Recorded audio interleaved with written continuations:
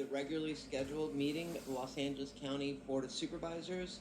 Today is Tuesday, December 17th, 2024. We take note that a full complement of the board is present. The Chief Executive Officer, County Counsel, and the Executive Officer and the Sergeant at Arms are all here to assist. We will begin today's board meeting with the county's land acknowledgement.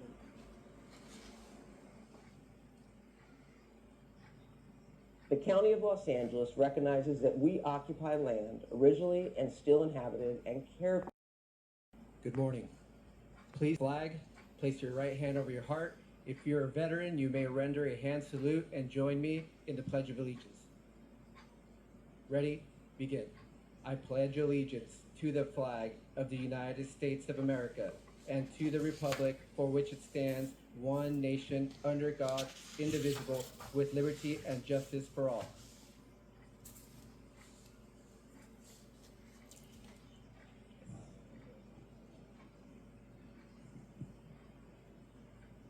Thank you, Madam Chair. I want to thank Father Mesa for leading us today in our invocation. We will now move to today's agenda. Executive Officer, please call the agenda. Good morning, Madam Chair and members of the board. Today's agenda will begin on page 2, Set Matter. On Set Matter 1, this is a report by the Executive Director of the Homeless Initiative on the implementation of the People Experiencing Homelessness missions and on the outcomes of the development of a county-wide strategy for addressing encampments. On page 3, Consent Calendar, Board of Supervisors, items 2 through 17. On item 2, this includes additions, and Supervisor Hahn requests that the appointment for Elizabeth Greenwood to the Board of Retirement be referred back to her office as indicated on the supplemental agenda. On item 3, Supervisor Mitchell requests that this item be held. On item 4, Supervisor Horvath revised her motion to add Supervisor Solis as a co-author. On item 6, this includes a revision as indicated on the supplemental agenda. On item 7, this has been revised from a 4-vote to a 3-vote item. On item 8, this includes a revision as indicated on the supplemental agenda. On item 10, Supervisor Barger revised her motion to update Directive Number 2A, Roman numeral 14, to a representative appointed by the presiding judge of the Superior Court and adding A, Roman numeral 17, the Executive Director of the California Contract Cities Association. On items 11 and 13, these include revisions as indicated on the supplemental agenda. On item 14, Supervisor Solis requests that this item be held. On item 15, this includes a revision as indicated on the supplemental agenda. Also, Supervisor Mitchell would like to amend Supervisor Solis and Horvath's joint motion to update Directive Number C1 to Common Household Pet as previously defined by Chapter 8.70 within Title 8, Consumer Protection Business and Wage Pet-Friendly Housing Ordinance, C2, to setting a cap on monthly pet rent for new rental agreements.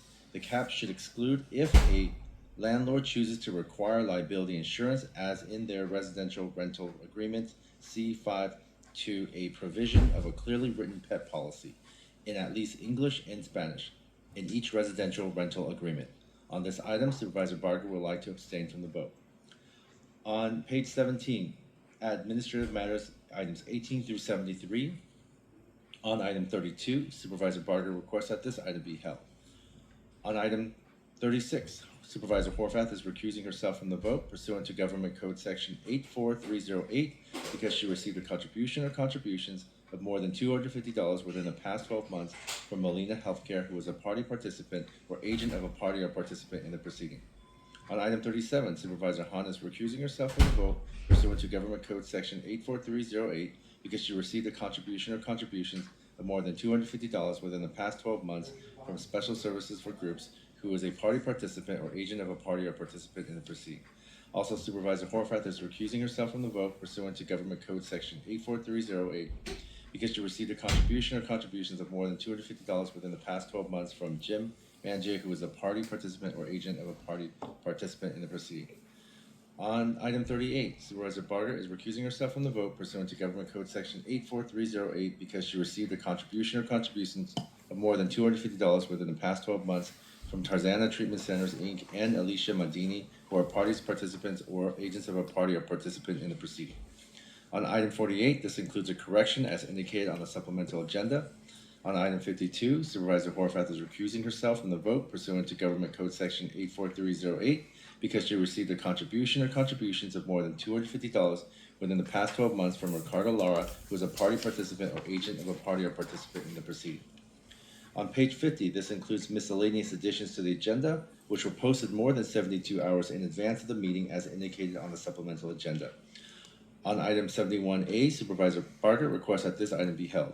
On item 71B, Supervisor Barger revised her motion to include revised bylaws. On page 51, Special District Agenda. This is the agenda for the meeting of Los Angeles County Development Authority, items 1D through 4D. On page 55, notices of closed session, items CS1 through CS5. That completes the reading of the agenda, Madam Chair. Thank you. Today we will begin with closed session first, and when we return, we will begin with item 71A, followed by set matter 1, which will be taken up after 11 a.m., followed by items 3, 14, and finishing with item 32, followed by remaining items not held by the board and the general comment. Yep. And now will you please play the code of conduct? Executive Officer, please read the call-in information that was also provided on the agenda and explain the speaking rules. Following is a report of action taken in closed session on December 17, 2024. Item number CS1, conference with legal counsel regarding existing litigation. No reportable action was taken. Item number CS2, conference with legal counsel regarding existing litigation. No reportable action was taken. Item number CS3, conference with legal counsel regarding existing litigation. No reportable action was taken. Item number CS4, conference with legal counsel regarding anticipated litigation. No reportable action was taken. Item number CS5, public employee performance evaluation. No reportable action was taken. Thank you. Thank you. We will now move on to item 71A, proclaiming a local emergency resulting from the suitability issues at Los Padrinos Juvenile Hall, which I held. For members of the public on the telephone, please press 1 then 0 now to comment on this item. And I believe we have Probation Chief Villarosa here, as well as Sheila Williams, Chief Deputy Administrative Services. They're in the room.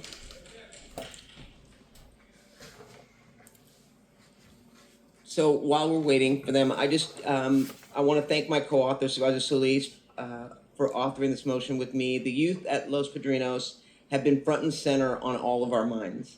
Their current situation and their future have weighed heavily on this board as a whole, and we are facing a crisis.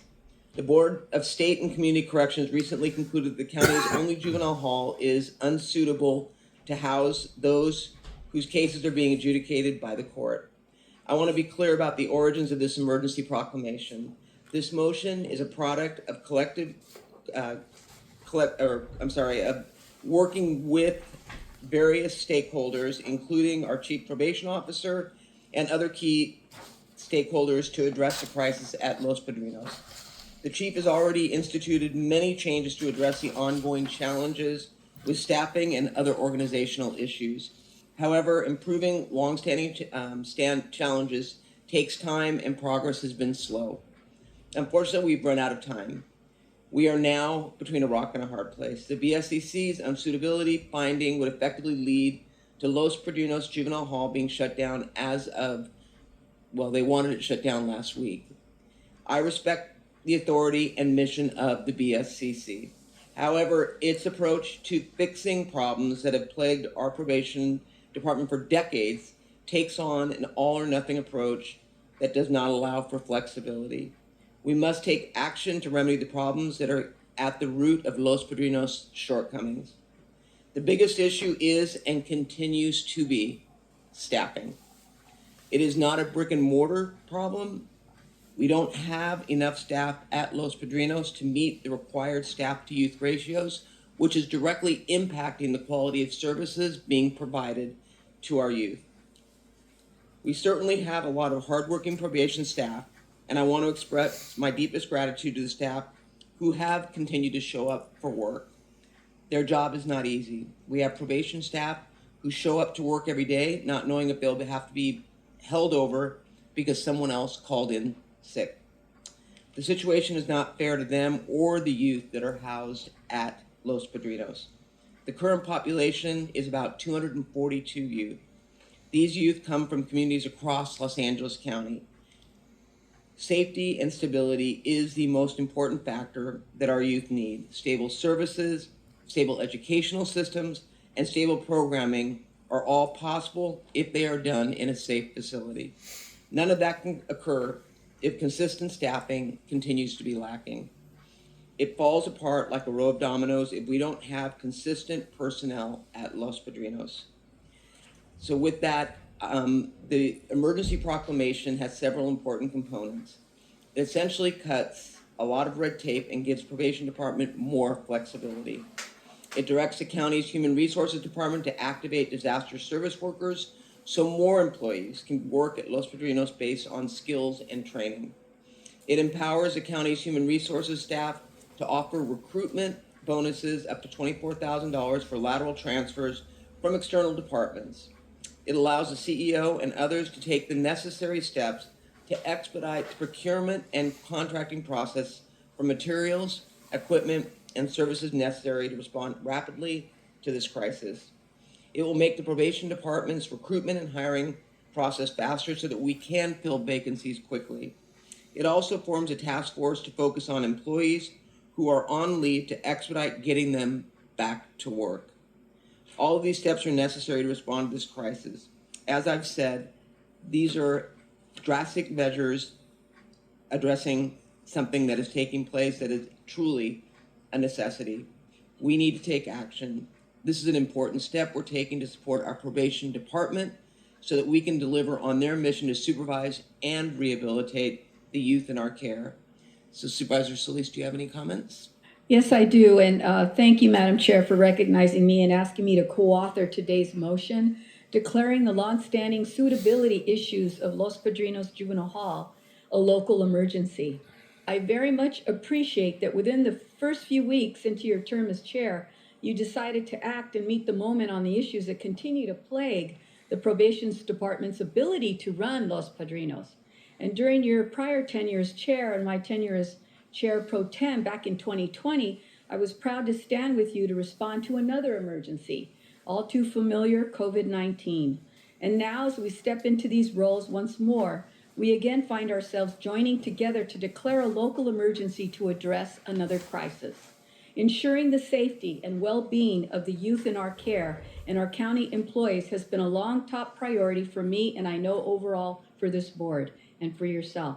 As a board, we have taken already numerous actions, including through motions that both you and I and other members of this board have addressed some of the ongoing challenges that I'd like to highlight. For example, providing the appointment of a probation compliance officer who is focused exclusively upon raising the quality of care and services at LP, phasing out the use of OC spray at juvenile halls, ensuring there is programming available to youth at Los Padrinos and other youth detention facilities, ensuring that there is Narcan available to probation staff working at our camps and halls to reverse overdoses, supporting incarcerated youth transitioning back into their local community or neighborhoods, calling for expediting the movement of youth out of Los Padrinos, and last but not least, in my own district, we shut down Central Juvenile Hall. But these initiatives, as you know, can only be successful if we adequately empower Probation Chief Guillermo Vieira Rosas with the tools he needs while ensuring that he and his staff will be able to carry out the work that's involved. We saw during the pandemic how declaring a local emergency allowed the county to take swift action to address the pressing matters, and we can do it again as a board to address the root causes of the suitability issues and implement necessary reforms at Los Padrinos. With today's declaration, the probation department employees, as well as the county employees of the departments representing the following: human resources, health services, mental health, public health, and youth development who work at Los Padrinos, can be designated and called upon as disaster service workers. As DSWs, employees can be mandated to report to work, which addresses extended absences without a valid doctor's note. This DSW will also provide all hands on deck approach needed across all county departments to address the staffing crisis at Los Padrinos, which is the root cause of most if not all the problems there. The declaration will also allow the county to ramp up its recruitment and hiring process, including the strategies set forth by allowing for a $24,000 sign-on bonus and hiring qualified peace officers throughout the state, including reserve peace officers and 120-day retirees. These steps will help us address the complexity of longstanding structural and staffing issues of the probation department and better safeguard the youth in our care. Currently, there is no other suitable county facility available to house these youth, and no other county probation department in the state of California will accommodate these youth. Most importantly, moving youth from one facility to another without resolving the core issues only perpetuates the cycle of noncompliance and harms their care and treatment. Our immediate actions aim to balance a care-first approach with the urgent needs of youth requiring secure, continuous, and structured care and programming. I understand the safety concerns surrounding the situation, including for both our youth and our own employees as well as the public. And the most serious offenders currently housed at Los Padrinos will not be released to the public, nor will they go to any local jails. But our responsibility is also to ensure that the youth who are in our care are safe and that we are providing them as much as we can for their well-being. And the county will work to ensure there are opportunities for diversion and step-down services for youth who are indeed eligible. But that will primarily be based on what the courts decide as well. And we have to work with the courts. The emergency declaration will further allow for us to do what is needed by expediting the procurement and contracting processes for materials, equipment, and services that are essential to our youth and employees who are at Los Padrinos. And it will break down the silos that exist between county departments and allow them to have a unified and strategic response to better serve our youth on that site. Rest assured, we will continue to support the principles of our care-first approach, prioritizing prevention, rehabilitation, and community-based support over punitive measures whenever possible. But as currently as it stands, we continue to face unacceptable problems in providing care and services to adequately meet the needs of our youth at Los Padrinos, and significant action is needed today. And I believe that this declaration meets the moment to address the crisis. Colleagues and members, I hope that you can support this motion. Thank you very much. Thank you, Madam Chair. Thank you. Would you please hold it down? Supervisor Hahn, I understand that you have a friendly amendment. Yes, thank you, Madam Chair. I'll make some comments before I introduce my amendment. It's clear today, and most days, that I think we all want what is best for those youth who are incarcerated in Los Padrinos, as well as what's best for our staff. I've been visiting Los Padrinos a lot these last few months, and when I stopped by last week, I could feel the stress and uncertainty in the air. Some of the young men asked me if Los Padrinos was going to close, where would they go? Many told me they definitely did not want to go to county jail. One young man told me that he was doing much better at Los Padrinos than he had before, and he was worried about being moved yet again. I know many are here today, and we will hear, who want it closed and want everyone released. But I don't want Los Padrinos to close at this time. I don't think it's in anyone's interest. Moving youth and staff around from facility to facility does not solve anything. We've done it before, and it only causes chaos and harm. We have a staffing issue, not a facility issue. And the staffing problem is harmful for our youth. So I appreciate that this motion suggests specific solutions to increase and improve staffing at Los Padrinos. We need to hire more probation officers who will show up to work and perform their duties and care with rehabilitation in mind. And it's time that those who won't find another job. And this motion addresses that. However, I'm a little uncomfortable with the tone of this motion and the fact that the emergency is more focused on BSCC's attempt to close Los Padrinos than the actual conditions in the facility that have a negative effect on youth and staff. The youth in our facilities deserve to have consistent access to outdoor recreation, rehabilitative programming, job training, and high-quality education. I believe this should have been included in the emergency declaration. I respect my department heads and their expertise and authority over their own departments as they work inside Los Padrinos.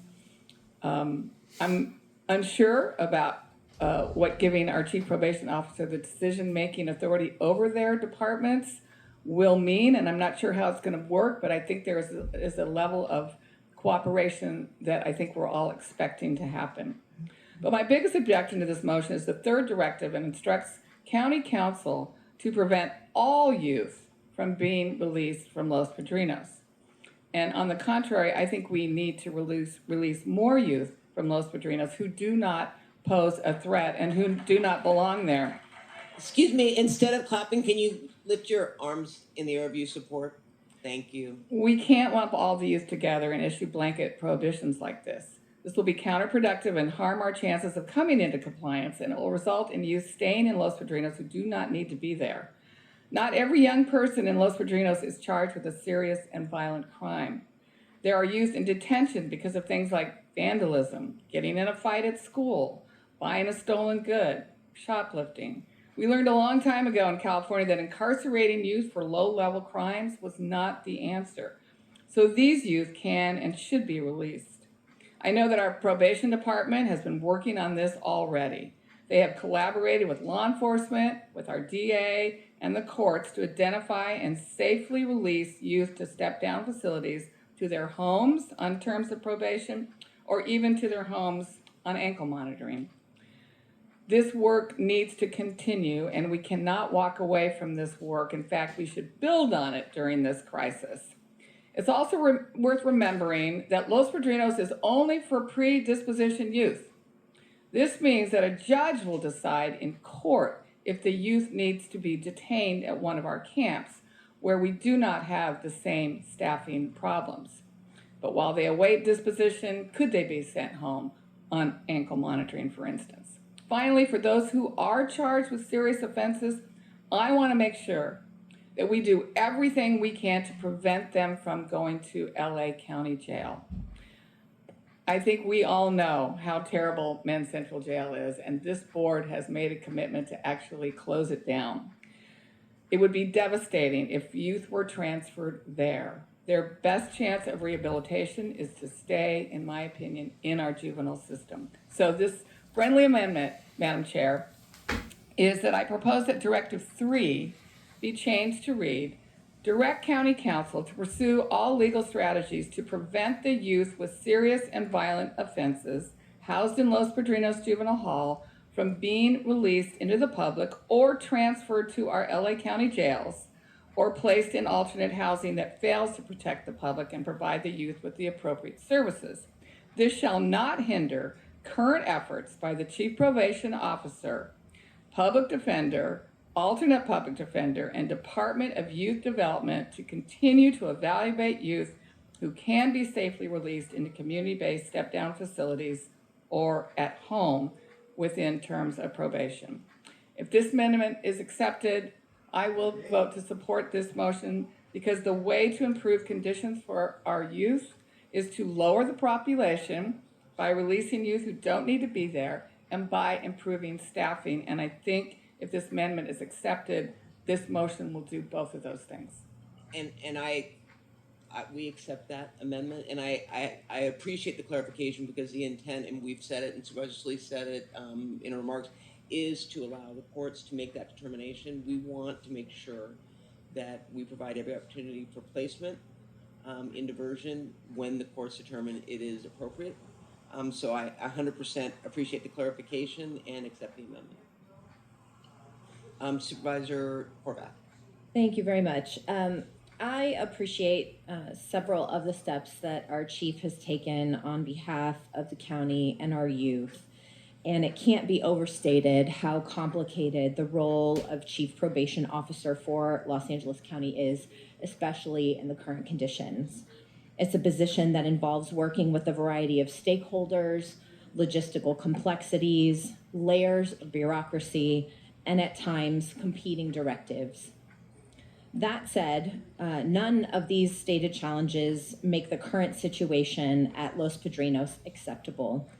And based on recent conversations, giving departments, I'm concerned that giving departments a pass by placing all responsibility on the shoulders of a chief doesn't give the confidence that it will get any better.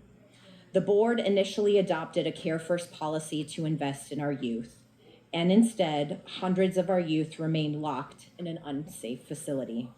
The county and our chief probation officer know that we have an obligation to meet at least minimum standards, and it is our goal that those standards are the floor, not the ceiling, or even what we are aspiring to. We have an obligation then to invest, plan, and act in order to achieve compliance, and yet time and again, the county has failed.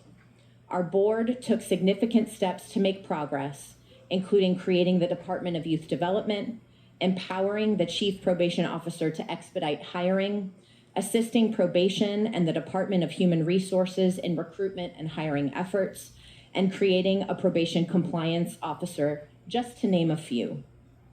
And back in 2020, before I was on this board took a new approach towards youth justice by adopting the Youth Justice Reimagined report to move away from the carceral approach of the past to one that invests in our young people.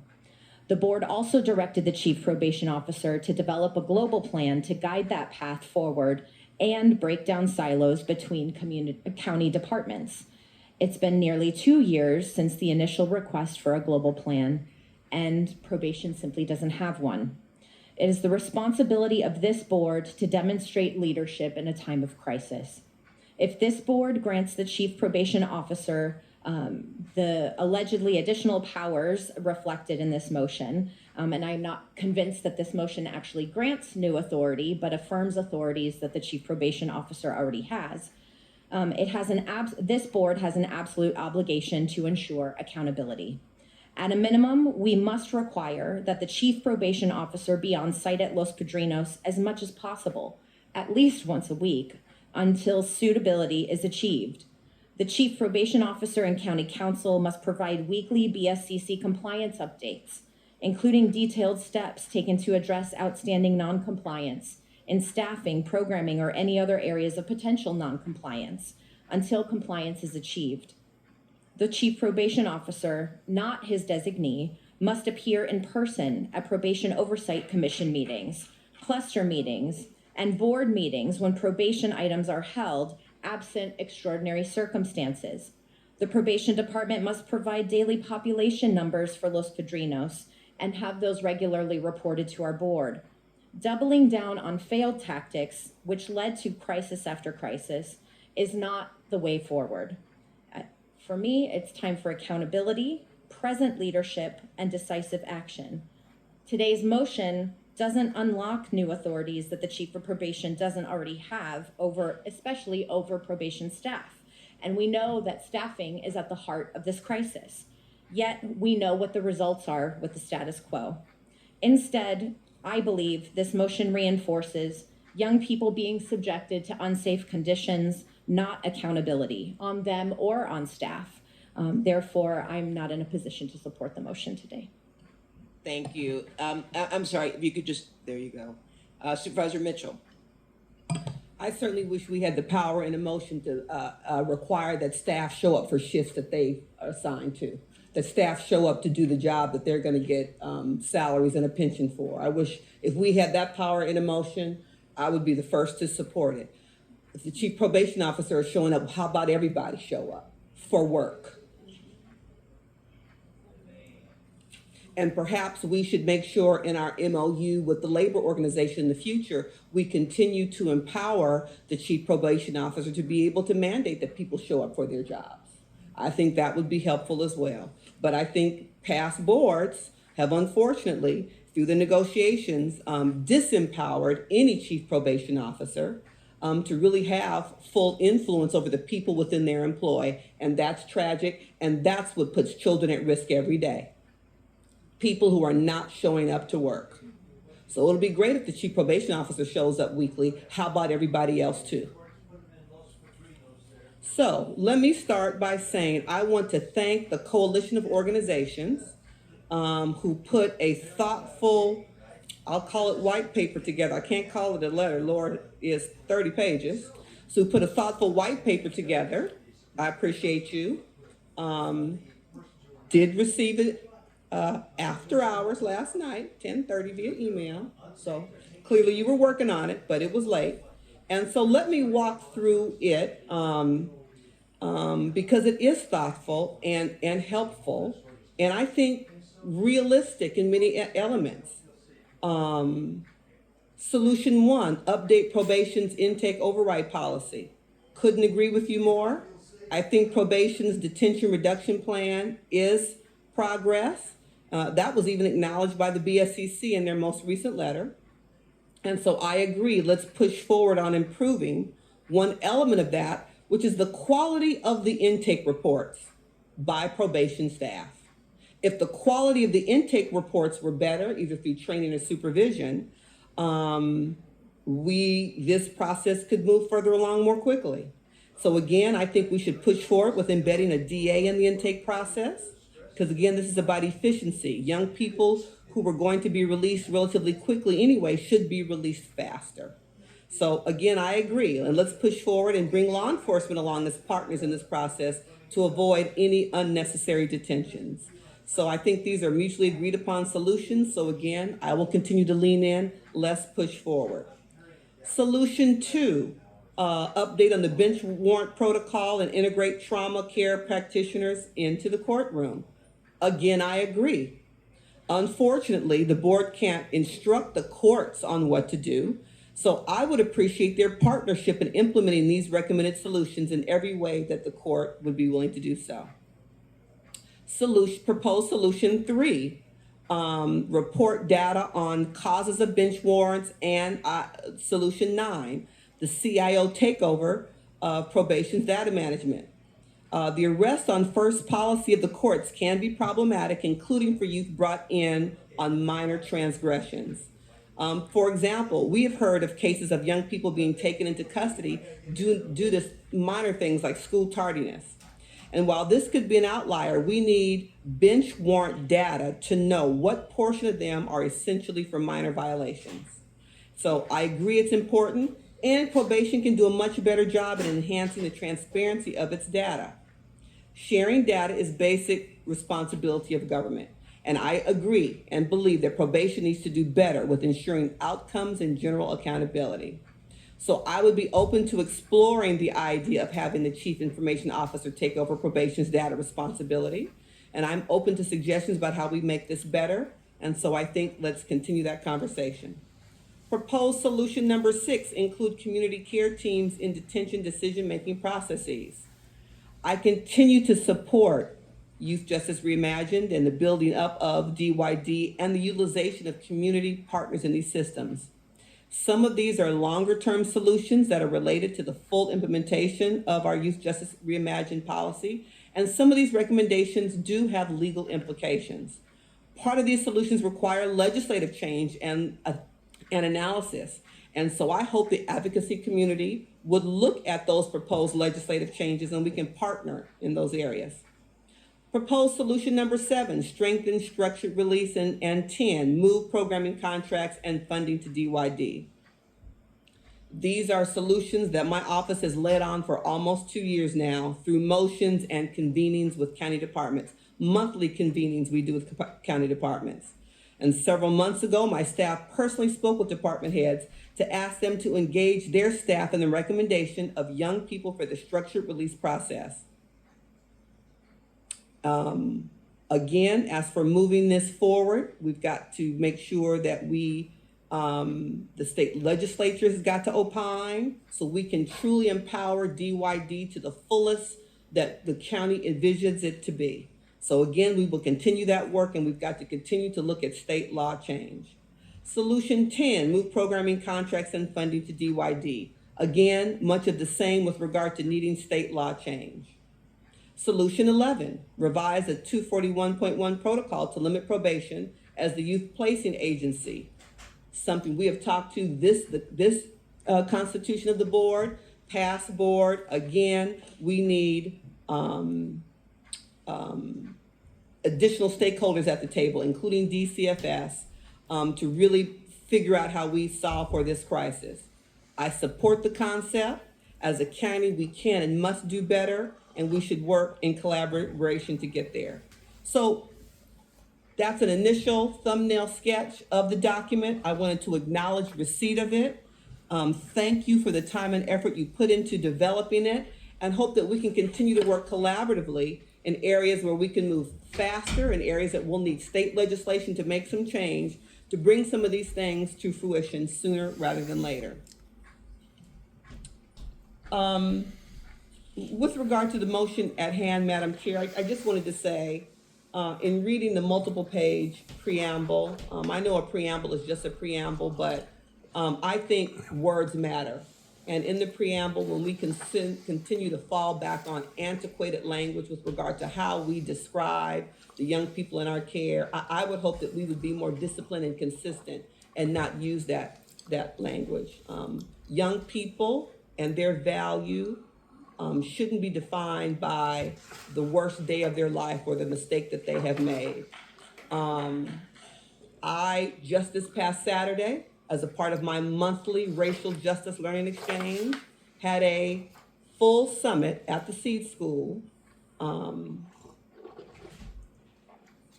where we talked about the impact of past harm. And we talked about restorative justice. And those are policies that work. We have so many examples. And so I would just say that some of the language in the preamble gave me real pause, and I hope that we can consistently do better when we describe the young people who are in our care.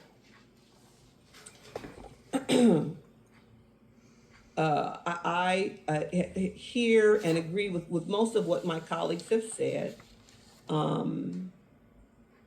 This facility is less than ideal. It didn't get that way overnight. The culture of the probation department didn't get that way overnight, but we are going to consistently keep our foot on the accelerator to make it better until such time as we can transfer all the youth as appropriate to DYD. That's going to require our collaboration with the courts, the state legislature, families, the youth themselves, employees of the county, as well as the advocates groups. One issue I will continue to elevate as we hear the public call for the release of the young people in our care, as we have continued to ask the question, I am clear that we do not currently have the community-based beds to release them. And if we are going to release young people to their parents as we go through all of these processes, it is my core belief that we have to make sure that we are setting up the wraparound services that they will need in community, at home with their families in order to be successful. I never want to make a choice to move someone from a facility as compromised as it is into a community-based setting, be it home or otherwise, that isn't designed to have the resources available to guarantee their success. That is a Sophie's choice that I don't want to be forced to make.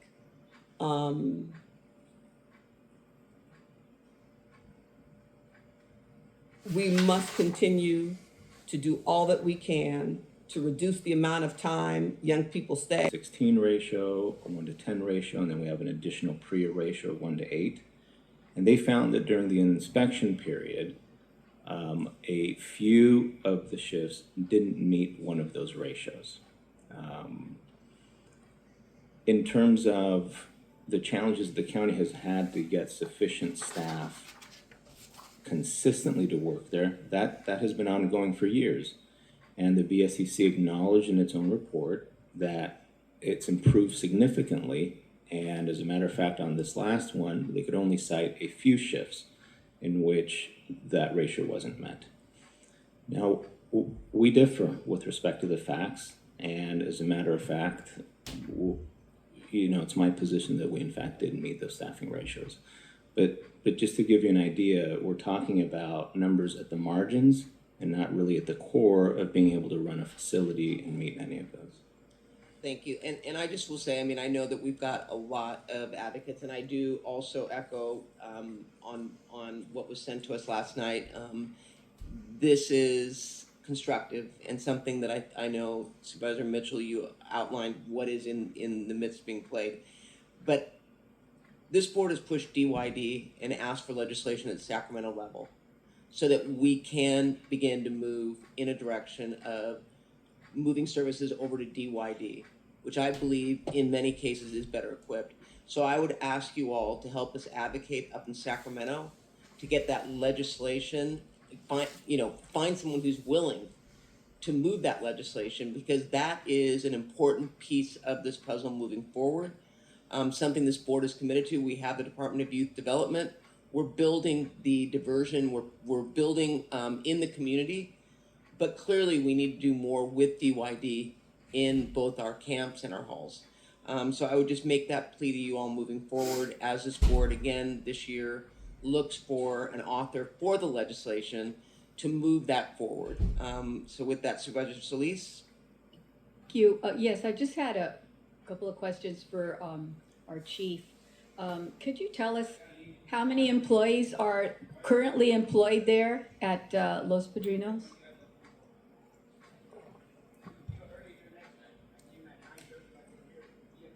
Excuse me.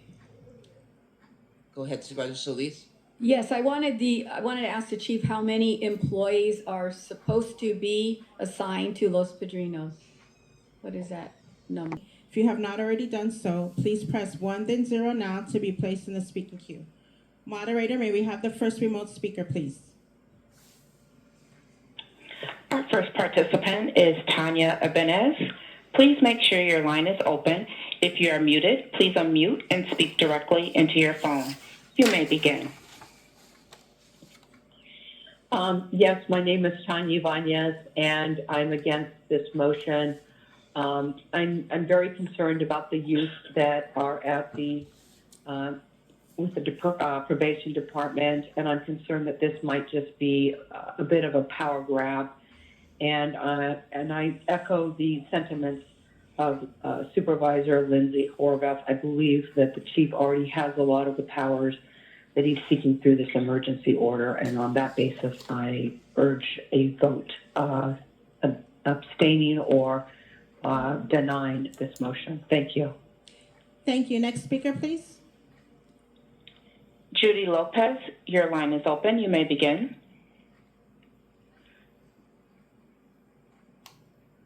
Judy, please begin. Hi, good afternoon.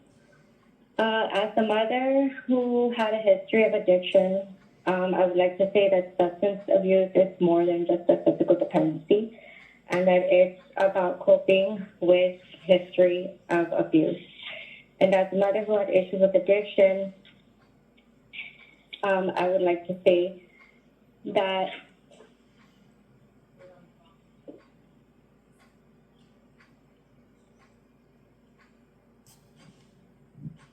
Are you still there?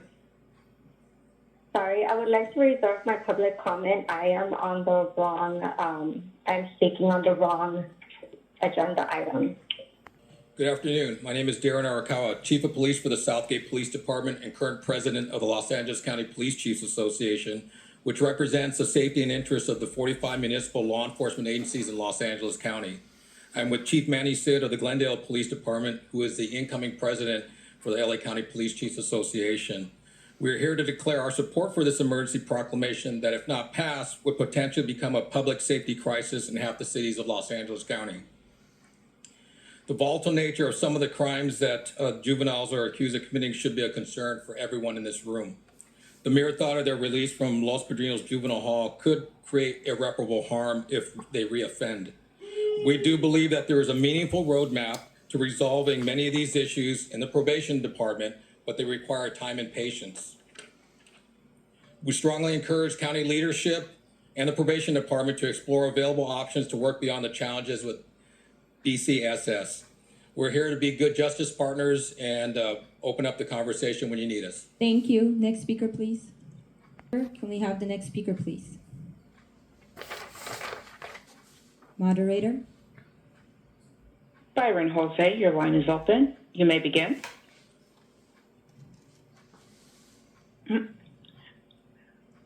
We'll go to the line of Jessica Pancio. Your line is open. You may begin. Good afternoon. I'm with the California Alliance for Youth and Community Justice. Hello, can you hear me? Yes, go ahead. Hello. Hi, Byron Jose with the Trans Latina Coalition SD2 constituent. If the majority of youth in probation were not Black and brown, we would not be having this conversation.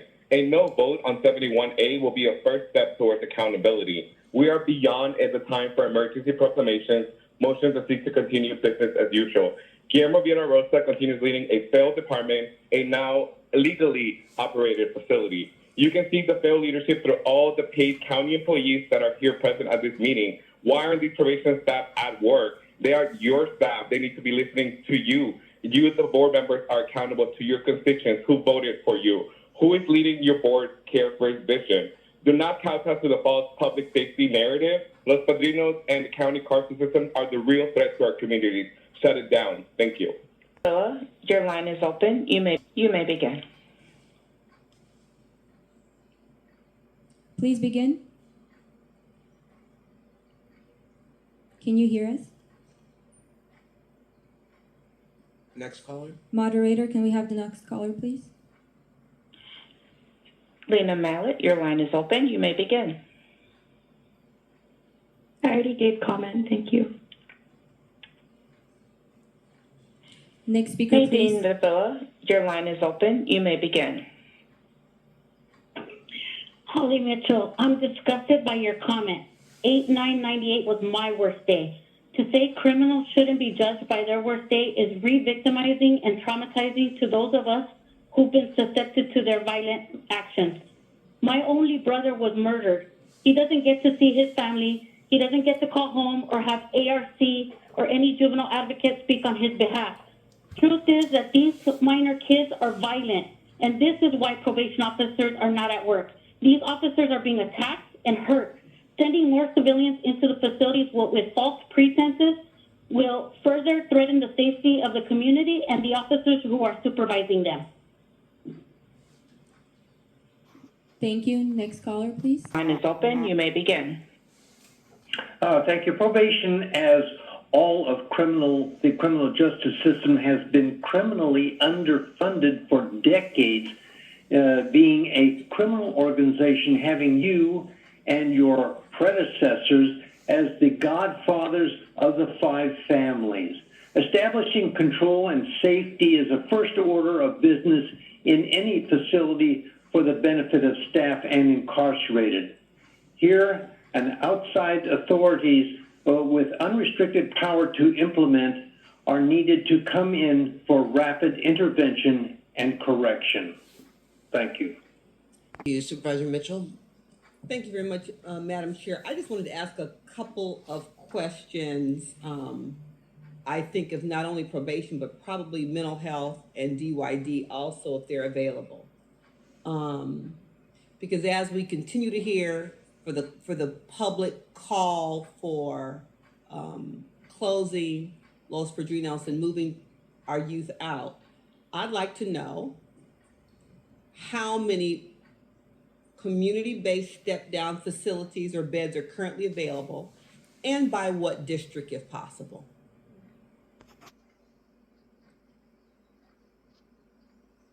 Kids, so all the placements are done by probation and DCFS, so we don't have the bed control there. Okay. Okay, so then I should have said mental health. Whatever county department is contracting with the CBOs, depends on who shows up. And so I would hope that we can convince these community-based organizations to help us by showing up for all of our young people and helping us expand quickly the community capacity where these young people can be placed. I just thought it was important to put out there in public record and to clarify where we are in terms of alternatives. Again, we'll continue to push on early release, and again, continue to call on both members of the bench and all of our partners And again, making sure that probation staff really have the appropriate training, and hope that the DA can. Would you please take roll? Item 71A as amended, Supervisor Solis. Aye. Supervisor Solis, aye. Supervisor Mitchell. Aye. Supervisor Mitchell, aye. Supervisor Horvath. No. Supervisor Horvath, no. Supervisor Hahn. Aye. Supervisor Hahn, aye. Supervisor Barger. Aye. Aye. Barger, aye. Thank you. Motion carries 4-0. 4-1. With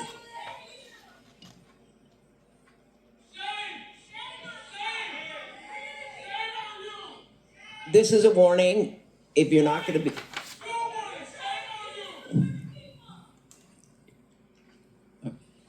Item 3, adopting a deliberative policymaking structure, implementing a process to review legislation at cluster meetings. Supervisor Mitchell.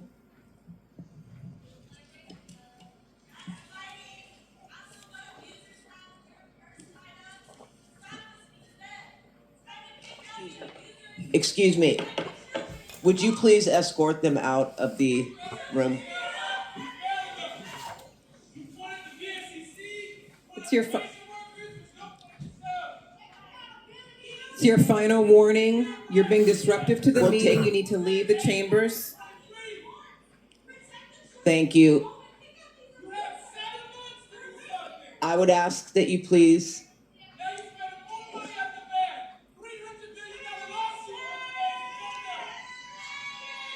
Would you please escort them out of the.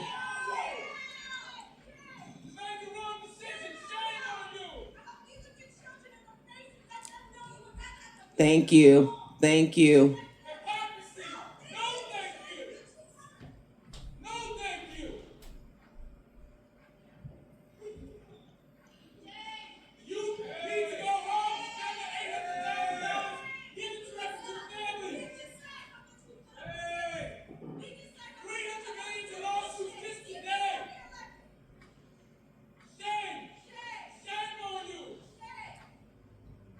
Thank you.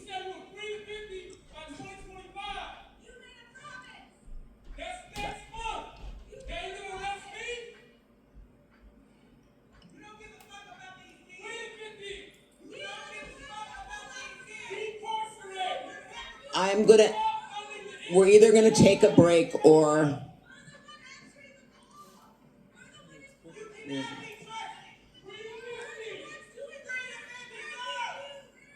County Council. I can't hear you. You want to instruct the sergeant at arms to clear the room. I know, but she has to instruct the sergeant at arms.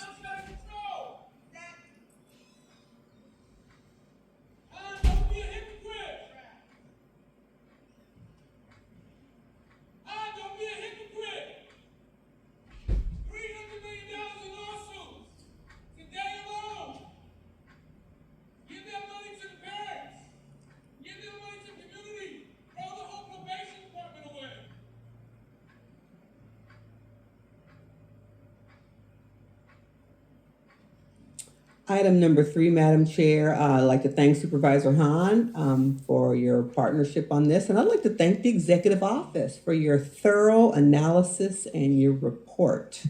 The motion today aims to make simple process improvements to increase transparency, opportunities for public participation, and deliberation on motions before they are brought back to the board for a vote. We are aware of how quickly motions can go from first appearing on the board agenda to being voted on. And members of the public have also referenced this. In some cases, motions can be placed on board agenda on a Friday through our green sheet process, with only a single business day before the Tuesday board meeting when the board votes on them. This leaves very little time for our county's residents to weigh in on the decisions we make here every Tuesday, which can have life-changing impact. The motion before you opens up our policy-making process, providing more opportunity for constituents to weigh in a meaningful way, not simply show up and say they support or oppose a motion. This will help us identify issues and make better policy. The letter from the community groups that I shared during the previous item shows how community engagement can help inform our process. That's why the motion in October, co-authored by Supervisor Barger, asked the Executive Office to propose ways we can increase public participation and transparency in the motion process by using our existing cluster meeting. Today's motion will pilot a new process that brings motions to cluster meetings for public review and input 1 week before they are voted on at a board meeting. We are proposing this process in particular because it's compatible with the existing schedule for filing motions and publishing board agendas, so there's limited additional administrative burden for the CEO or other staff managing the agenda. There are no new costs to implement this motion, and no new staffing resources will be required. The sample timeline in the Executive Office's report back showed a Thursday filing deadline for cluster. I want to clarify that the intent of this motion is that board offices continue to file motions by Wednesday. I know that details are important to implementation, which is why I appreciate the Executive Office and County putting together the detailed FAQs that are included in the agenda attachment. Supervisor Mitchell for inviting me to co-author. Thanks to the Executive Office for providing options in their report. I was skeptical, as you know, in the beginning about this kind of a policy shift about our motions. The idea that our motions need to go to staff first before coming to the board caused me a little anxiety. I think I've said for a while that while other government entities can take a very long time to get anything done, on this board, we can have a good idea on 1 week, and we voted into action the next Tuesday. And I hope that this will prevent this board from continuing to be nimble and being able to pivot and act quickly when we need to. And I think that we'll see what this new motion will actually do. I know that there's an amendment being filed, but when I made my talking points, it was just that our motions would be filed a week earlier than normal, and that assuaged my fears a little bit. But going to clusters, I'll say all that and say that going to clusters will helpfully gather productive feedback from departments, other board offices, and of course our public. Ideally, we'll make our motions even better when we get a chance to speak about them later when they arrive at a board meeting. My big other concern was how long this process would we be doing this forever without really testing whether it worked or not. So I'm glad that this is a pilot program. I think currently it's a 1-year pilot program, and I think that's good because I think this is so different than what we're used to that we really need to measure its success. I'm not really sure what matrix we're going to use to see whether or not it's. Next speaker, please. Jennifer Harkins, your line is open. You may begin. Good afternoon. My name is Jennifer Harkins, and I'm a supervising attorney making this comment on behalf of my organization, Neighborhood Legal Services of Los Angeles County. I'm speaking in support of item number 3. NLSLA serves over 150,000 low-income Los Angelitos a year with their civil legal issues, such as evictions, domestic violence, and lack of access to benefits and health care. So we know firsthand the policy issues that require urgent board intervention. Too often, well-intentioned motions come to a vote without meaningful stakeholder input. We support this motion's intent to create a more transparent lawmaking process that gives additional time for the public to be aware of policy and development and provide feedback based on real experiences. The board should find ways to better promote cluster meetings and get community feedback about what should be agendized at them. It's time for the board to enhance community-oriented public engagement, and this motion represents progress in that direction. Thank you. Thank you. Next speaker, please.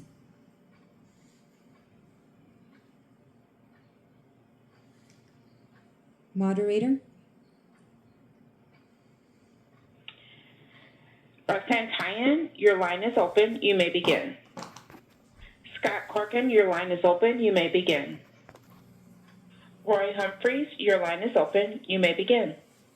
Okay, thank you for this opportunity here, and I got to admit this is a real cluster, and that the board, and I was not privy to the voting on changing the situation. We had the ultimate cluster at the beginning of each board meeting where individuals could put in their input on or whatever. And so you have put that aside so to make it nearly impossible for any normal person to be able to address the board on the salient issues at the moment. Thank you for the cluster. Thank you. Next speaker, please. Okay, she got a second. So she did, and she's not making the changement. So I'm will be unfortunately now having to oppose the whole thing because I do not support shortchanging the pilot. Well, we're going to vote on the amendment first, and then we're going to vote on your motion. Exactly, but I wanted to be clear that I'm not supporting the amendment, unfortunately. Will you call roll? Supervisor Solis? Supervisor Solis, aye. Supervisor Mitchell? On the amendment, no. Supervisor Mitchell, no. Supervisor Horvath? Aye. Supervisor Horvath, aye. Supervisor Hahn? Aye. Supervisor Hahn, aye. Supervisor Barger? No. Sorry, Supervisor Barger, no. Motion carries 3-2. So now we have the motion before us. As amended. As amended. Take the roll. Supervisor Solis? Supervisor Solis, aye. Supervisor Mitchell? Aye. Supervisor Mitchell, aye. Supervisor Horvath? Aye. Supervisor Horvath, aye. Supervisor Hahn? Aye. Supervisor Hahn, aye. Supervisor Barger? Aye. Supervisor Barger, aye. Motion carries 5-0. Thank you. Now we will go on to set matter number 1, report on county's implementation of the people experiencing homelessness missions. For members of the public on the telephone, please press 1 and 0 to comment on this item. Cherie Todoroff, Executive Director of the Homeless Initiative, and Carter Hughley, Senior Manager, Homeless Initiative, Chief Executive Office, are going to make a presentation.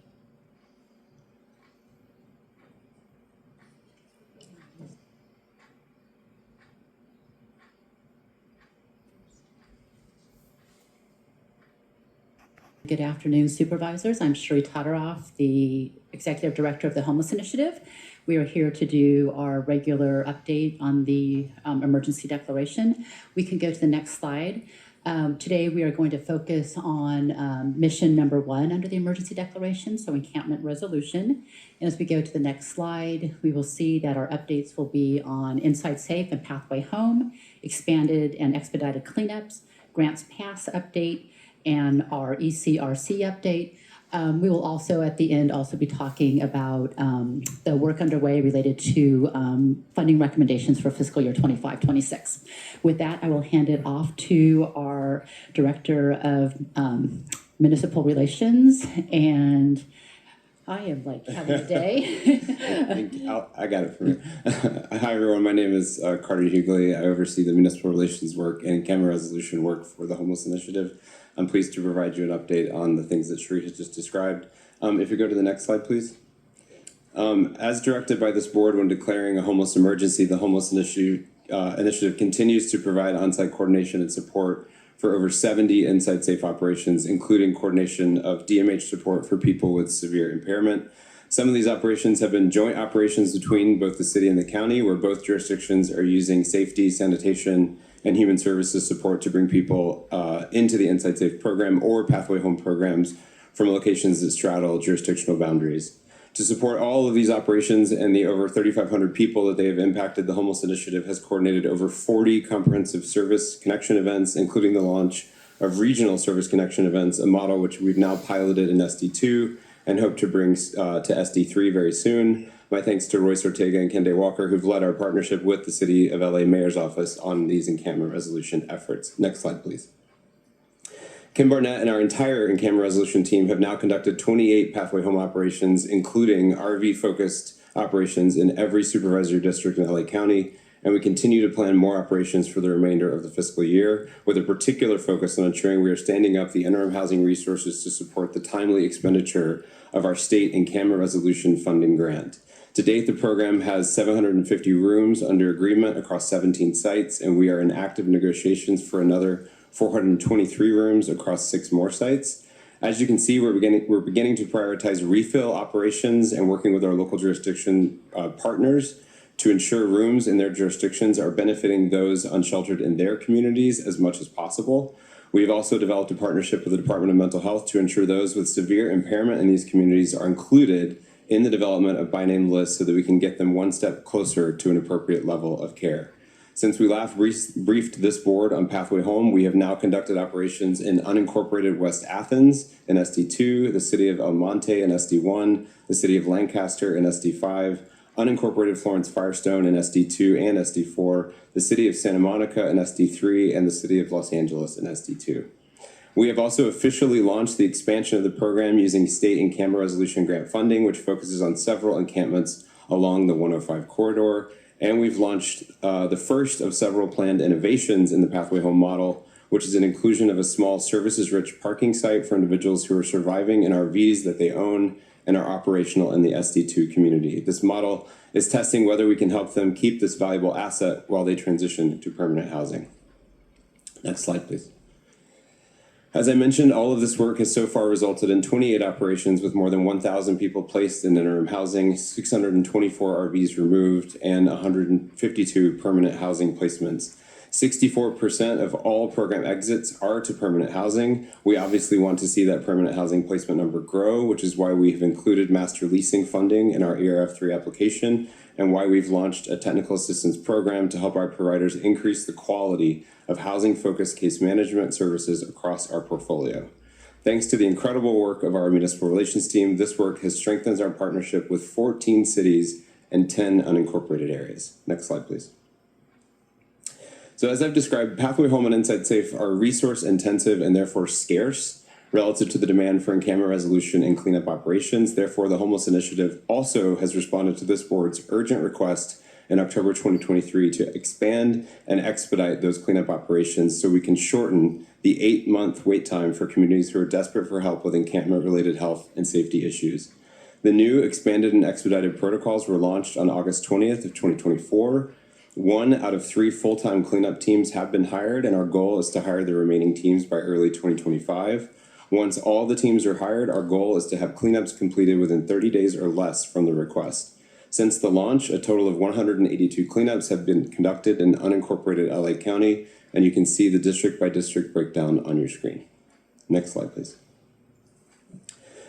The board's July 23rd motion on developing a county-wide strategy for addressing encampments after grants passed directed the Homeless Initiative to work with LAHSA and the LA Sheriff's Department to both circulate LA County encampment resolution guidelines and to monitor HERES and to partner with LAHSA and hosts to determine any impact to the number of encampments in unincorporated communities across the county. I am pleased to report that the county provided encampment resolution guidance for our local jurisdiction partners, which we distributed through multiple methods. First, we published a plain language field guide for local jurisdictions so they can learn from our experience and replicate best practices. Second, we pushed that guide out through a new communications channel we have with our local jurisdiction partners called the Municipal Minute. That email communication goes to city mayors, city managers, city council members, and homeless coordinators and liaisons, and is intended to provide them actionable information on topics of shared interest in our collective response to this crisis. Third, we hosted and recorded a virtual webinar walking participants through the guidance with our subject matter experts, Kim Barnett, Marco Santana, and Ari Hamilton. That webinar and guidance is available on the Homeless Initiative websites for those who were unable to attend. In addition, I joined national experts, Dr. Margot Cruchel and Mark Dones, on a public webinar marketed heavily statewide, launching the release of the UCSF Encampment Resolution Guide and Encampment Prioritization Toolkit, which is designed by people who have done housing-focused encampment resolutions like Pathway Home, and they designed this toolkit in a manner to help communities navigate the complex body of work with concrete tools and resources. This toolkit includes a detailed prioritization of factors and concrete operational details that communities can use to successfully resolve encampments. Next slide, please. Since 2021, the county has been tracking requests for encampment cleanups and resolutions using our Homeless Encampment Automated Reporting System, also called HERES. A HERES request can be triggered by outreach teams, board office partners, public works partners, public safety partners, or the general public using the Works app. As you can see in the chart, which depicts this request for services in unincorporated areas, those requests have been increasing since HERES was launched in March of 2021. The yellow bars represent the current year.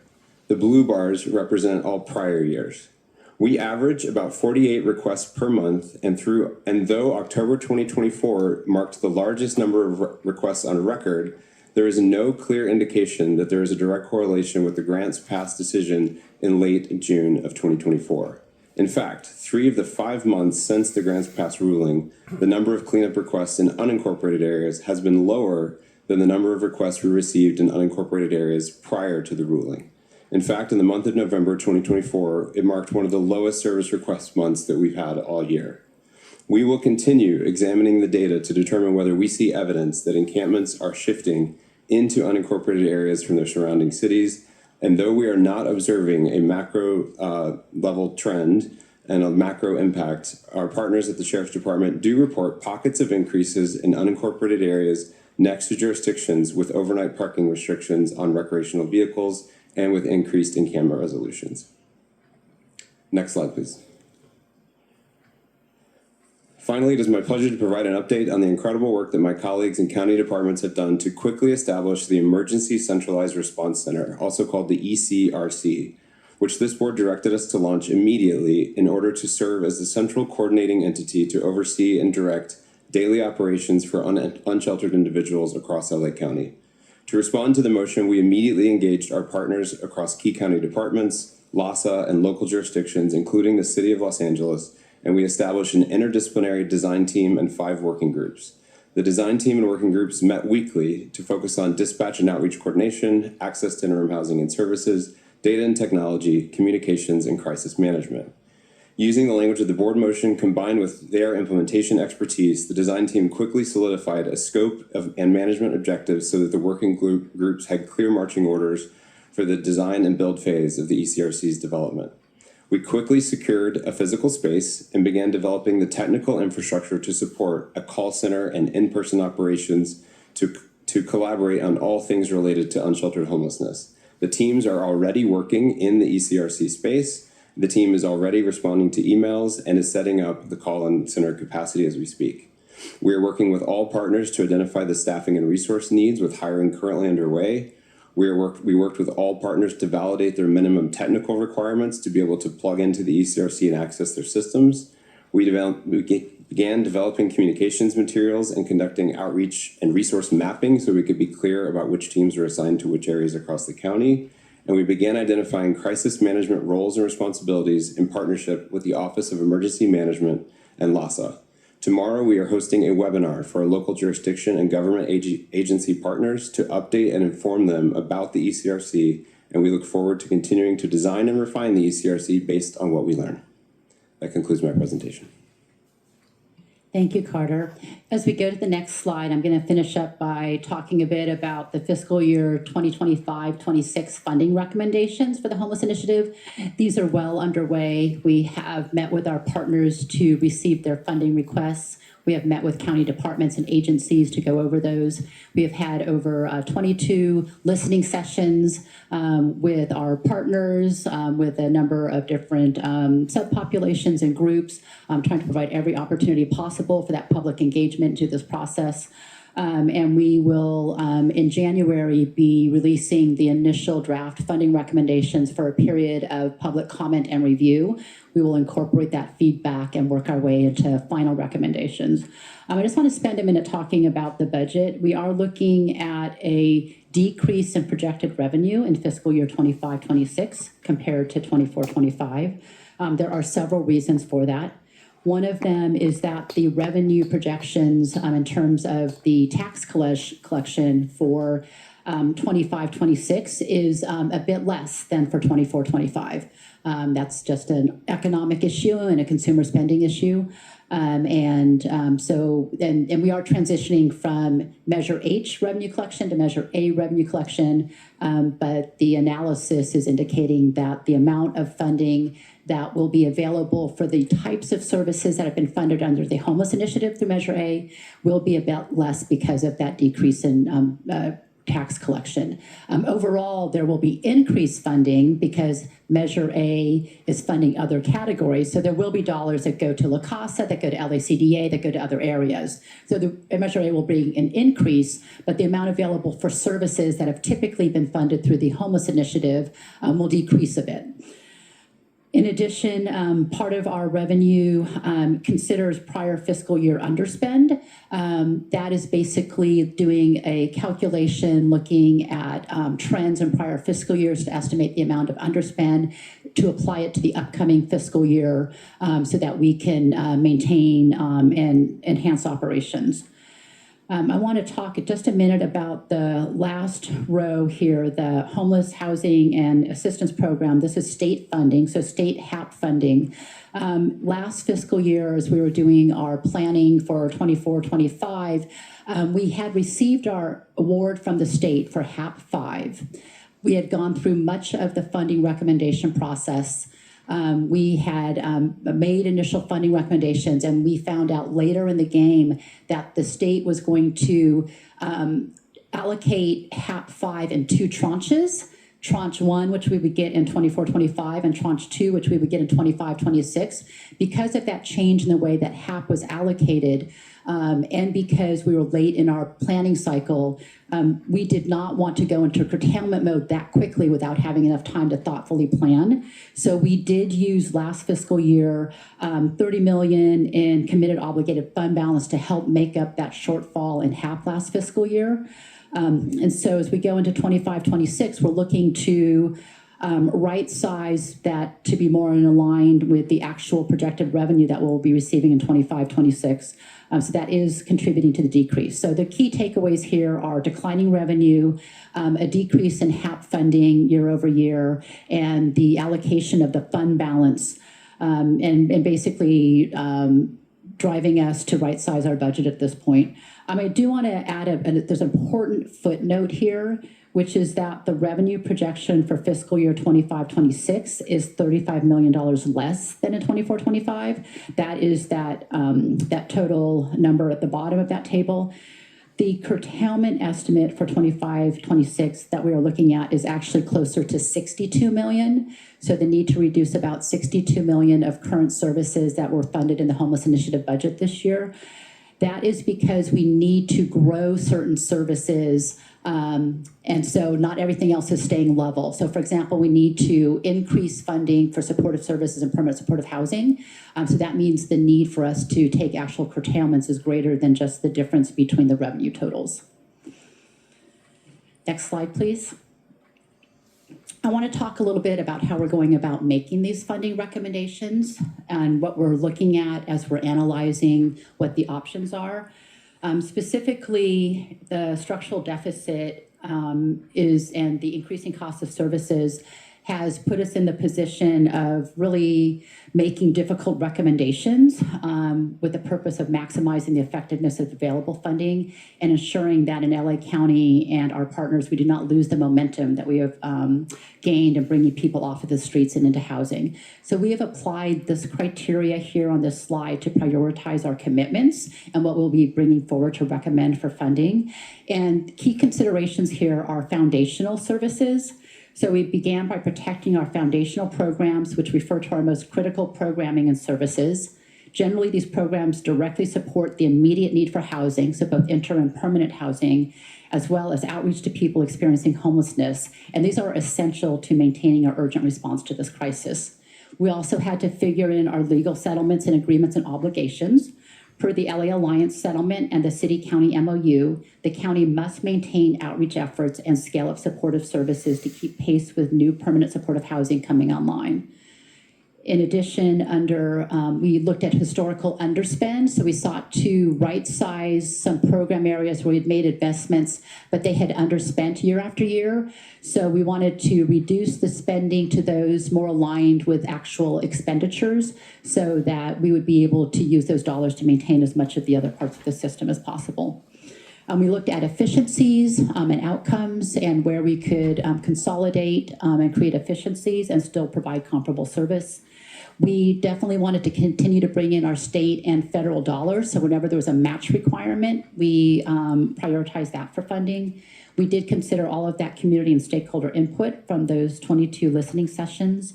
And we also looked at where there are programs outside of the Homeless Initiative or not funded by the Homeless Initiative that have comparable services. So that type of service would continue to be available if it no longer got Homeless Initiative funding.